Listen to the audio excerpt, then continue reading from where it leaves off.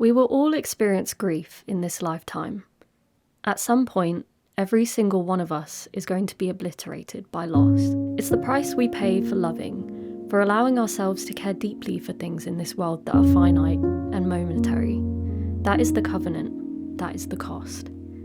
At the end of the day, grief is like a coastline. It splits you in two. There is a part of you that is truly taken to the limits of sadness. You have all of this love, all of the plans, these memories of someone who was so precious, so deeply valued, so important, and they're gone. The stars take back what they lent to you. It makes you want to shake your fist at the universe. It fills you with the loudest and most visceral kind of pain, the kind of ache that sticks to your ribs and shoots out of your fingertips, that bleeds into everything. But it is in that painful, exalted state where something in you cracks and softens. This other part emerges. It kind of sneaks up on your sadness while it's sleeping and shouts it awake. You become so acutely aware of your mortality.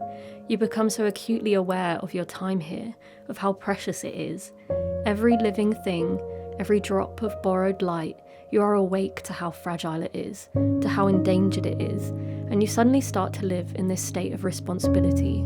For others, for yourself, for the moments you have been given between breaths. It is a palpable kind of urgency, and in a twisted, remarkable way, it is a gift.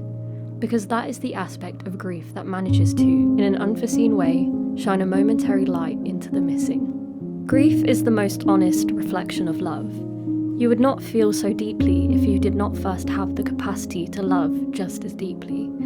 And that is something to embrace in this world. You will love, and because of that you will at times lose, but you will be infinitely better for it. You will be infinitely better for it. The grief of time passing, of life moving on half finished, of empty spaces that were once bursting with the laughter and energy of people we loved. As long as there is love, there will be grief, because grief is love's natural continuation.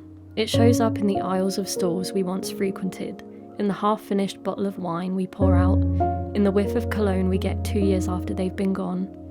Grief is a giant neon sign protruding everywhere, broadcasting loudly, love was here, and in the finer print quietly, love still is.